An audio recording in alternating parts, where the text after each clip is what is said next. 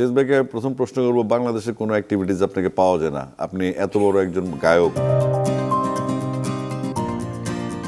সোজাসাপটা কথা আর তির্যক মন্তব্যের জন্য বরাবরই আলোচনায় থাকেন জনপ্রিয় সঙ্গীতশিল্পী আসিফ আকবর। সামাজিক যোগাযোগ মাধ্যমে সক্রিয় এই শিল্পী সম্প্রতি এক সাক্ষাৎকারে দেশের বিনোদন অঙ্গনের একাধিক তারকাকে নিয়ে খোলামেলা মত প্রকাশ করে নতুন করে আলোচনা সমালোচনার জন্ম দিয়েছেন।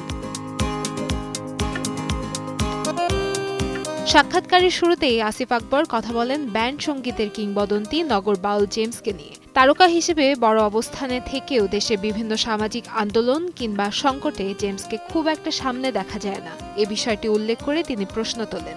একই সঙ্গে ঢালিউড সুপারস্টার শাকিব খানকে নিয়েও নিজের মতামত জানান আসিফ। তার ভাষ্য, সিনেমার সংলাপ ও গানে ভিন্ন কণ্ঠ ব্যবহারের কারণে দর্শকের মাঝে বিভ্রান্তি তৈরি হয়, তাই প্লেব্যাক শিল্পী নির্বাচনের ক্ষেত্রে আরও সতর্ক হওয়ার পরামর্শ দেন তিনি। বাছাইকৃত লাল সরিষার দানা থেকে অত্যাধুনিক কোল্ড প্রেস মেশিনে তৈরি হয় প্রাণ সরিষার তেল, আসল ঝাঁঝে আসল স্বাদে।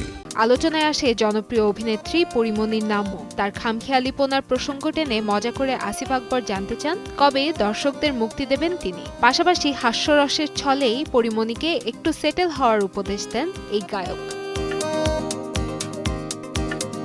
ছোট পর্দার জনপ্রিয় অভিনেতা অপূর্বকে অভিনয়ের পাশাপাশি গানের চর্চা বাড়ানোর পরামর্শ দেন তিনি। একই সঙ্গে অভিনেত্রী দীপা খদ্দকারকে সাম্প্রতিক সময়ে তুলনামূলক কম কাজে দেখা যাওয়ার বিষয়টিও প্রশ্ন হিসেবে তুলে ধরেন আসিফ।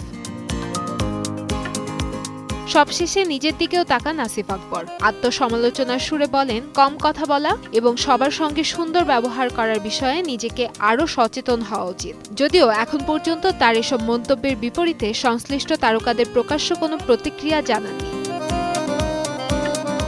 তারকাদের নিয়ে খোলামেলা কথায় আবারও আলোচনার কেন্দ্রে আসিফ আকবর। প্রশংসা আর সমালোচনা মিলিয়েই এখন উত্তাল নেট দুনিয়া। কান্তাময়ী স্নেহা, সময় সংবাদ, ঢাকা।